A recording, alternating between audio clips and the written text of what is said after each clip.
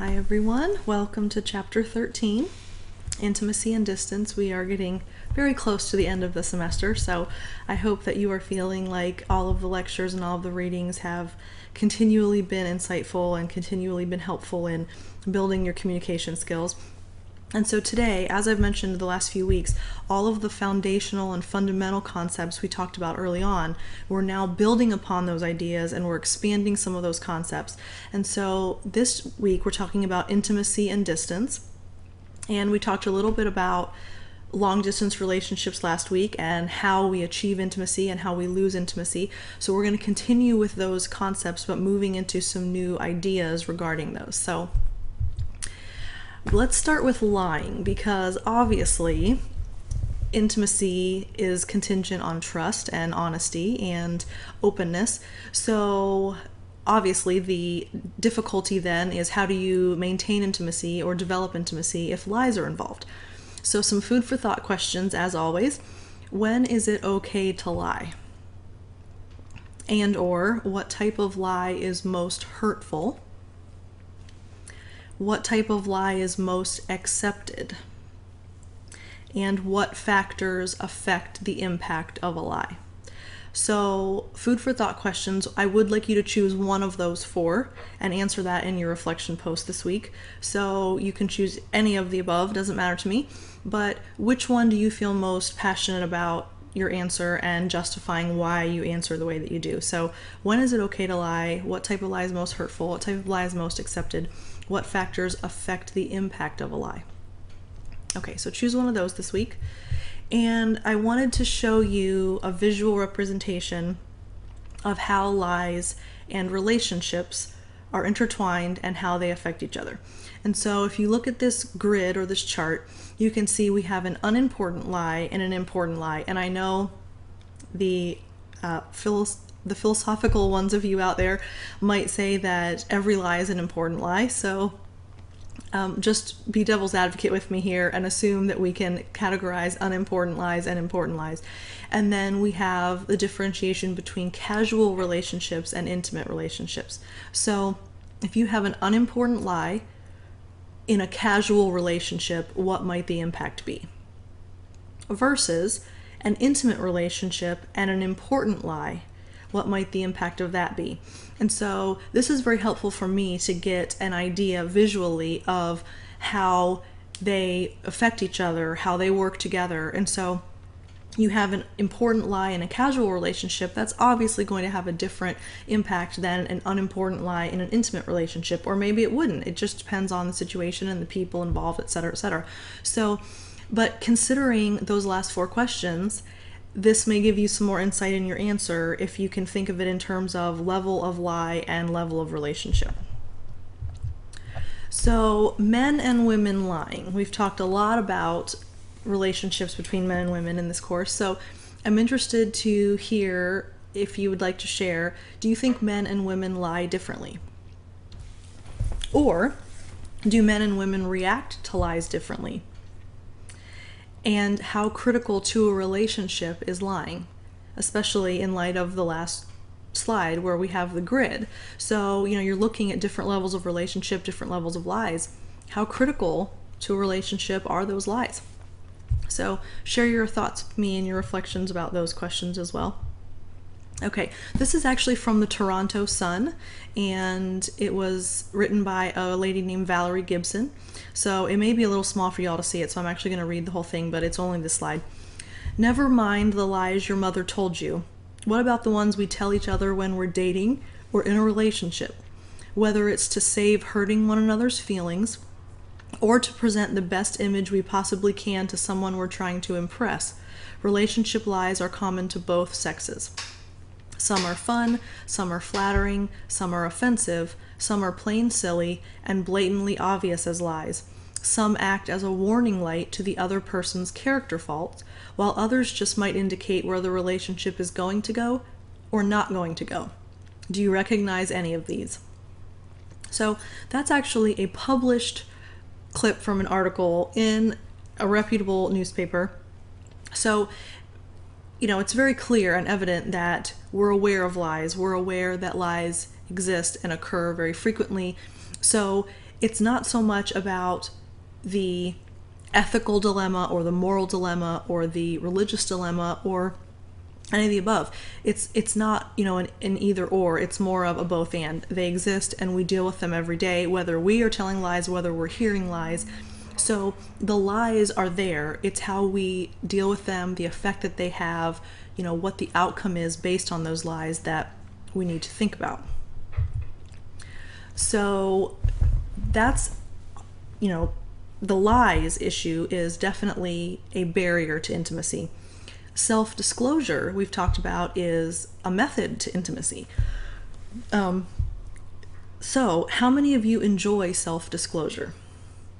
I think I've asked a similar question before, but it may not be the most comfortable subject. We've talked a lot about that sometimes people are private or people don't feel comfortable revealing personal information. So if we think about what is self-disclosure, the purposeful revealing of information that someone would not learn if you did not tell them. So lying obviously creates issues with intimacy. Self-disclosure can be very helpful with intimacy, but it's the level that you're willing to provide. So in terms of the relationship and how self-disclosure affects the level of intimacy achieved, I absolutely love this social penetration model.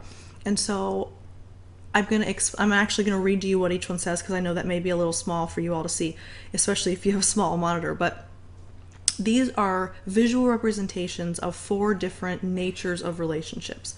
So in relationship A, you can see the entire circle's blue, and it's yourself, if you will, with all of its various dimensions.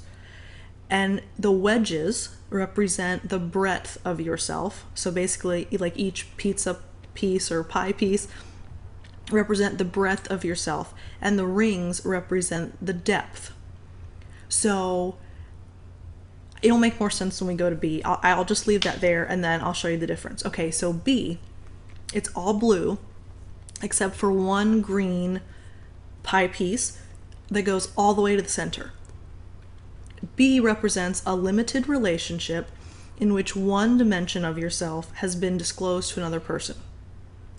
So essentially what that's saying is, if we're thinking in terms of the wedges represent the breadth of yourself and the rings represent the depth. So rings, there are not multiple wedges filled in. There's just one wedge. So this relationship indicates that there's been very high level of self-disclosure about one thing. So it goes all the way to the center because the depth, all 4 rings are filled in. So that shows you that the depth of that disclosure was very deep, but it was only one dimension. So there's not a wide breadth of stuff that's been revealed, but the one thing that was revealed was extremely purposeful and significant. Okay, now in contrast, if you look at C, this shows 4 different wedges filled in, but all 4 of the wedges are only on the first ring. So I was fighting it, I had to get it out. Okay, a relationship with greater breadth than B, but with no intimacy. So in this relationship, the person has disclosed, let's say, 4 issues or elements of their life, but on a very superficial level. So, the relationship indicates that we've talked about 4 different things that are important to me or that are a part of who I am, but you don't know a whole lot about each of those 4 things. And then finally, D, you can see that almost all of the blue is covered up. So that means highly intimate, close relationship in which there has been extensive breadth and depth of disclosure. So as you can see, a lot of the wedges are completely down to the center. So on those subjects, we had very deep level of disclosure, but then you can see there are lots and lots of wedges filled in, even if they don't go all the way to the center, which means we've talked about lots of topics. So highly intimate, close relationship there. A is we have no disclosure, no relationship whatsoever. So I think that's a really helpful picture that you can get in your mind about the different levels of relationships. Okay, so we've talked about self-awareness before. Self-awareness is our conscious understanding, oh my gosh, so sorry, of who we are. Your self-awareness is influenced by your own level of self-disclosure, as well as by how much others share information about you with you. And that's wordy, so let's talk about that quickly. Your self-awareness is influenced by your own level of self-disclosure. In other words, we think back to the looking glass self, right? Where other people serve as a reflection back to us. So what we express, what we communicate, that is given back to us in the form of feedback. Okay, so in that context, your self-awareness, how much you know about yourself and understand yourself, is influenced by your own level of self-disclosure, meaning you can't be given feedback and you can't have that looking glass self reciprocal relationship if you're not sharing with other people. So if you are very closed off, very reserved, you don't feel comfortable sharing personal information, your self-awareness is likely affected negatively by that because you're not being given the opportunity to have that interactive component of self-awareness where people are either confirming or rejecting what you are communicating. So that's the first level. The second level then is your self-awareness is influenced by how much others share information about you with you, meaning that feedback we're talking about, that looking glass self-reflection, other people have to be willing to share information with us about us. So if they're sharing information about themselves, that's not helping you in any way, shape, or form about your self-awareness. But if they're willing to share information about you with you, meaning, I just wanted to tell you I've noticed this about you, or I'm concerned about you because of this, or I'm really excited that I'm seeing this, or you're telling me this, or I'm witnessing this. So it's almost that feedback, but that has to be a significant amount so that we understand what we're communicating, what other people are perceiving, etc. So probably, arguably, my favorite concept the entire semester in the entire book, Johari window. Absolutely love it, and most of the students that I've shared this with over the last however many semesters have agreed once they learn the concept that it's just such an interesting picture of ourselves and how we understand ourselves and how we can almost compartmentalize or make sense of who we are. So I hope that you are as excited about it as me. Maybe not, but I can hope. On page 399 in the text, you will find information about the Johari window, but I'm actually going to share some of the things with you here. Okay, so in quadrant 1, you have what's called the open area, meaning it's what is obvious about you. Your age, your occupation, your hair color. It's things that are widely known, things that people can easily find out about you, pretty neutral information. I mean, obviously, you don't necessarily know someone's age unless you ask, but that's not something that people are usually, not willing to share unless you are too old, trying to be too young or something. So, or trying to be older than you are for whatever inappropriate purposes. So quadrant 1 is the open area. That is the information that most people willingly, readily share and that you can easily find out about someone. Okay, quadrant 2, blind area, meaning this is the area about yourself that you don't really know. In other words, the open area, you know how old you are, you know what you do for a living, you know what your hair color is. It gives you, the basic understanding of yourself. So the blind area, in contrast, is the area of yourself that you don't really have a lot of objectivity in. In other words, you might see yourself as a collector of things.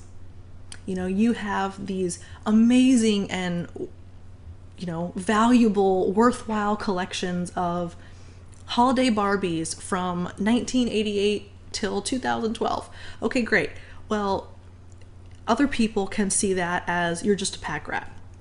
The show Hoarders, I'm sure most of those people think that they are very justified in all the things in their home and they have emotional ties to them and they believe that they're all important and they can't get rid of any of it, etc. So in their mind, there's one perception.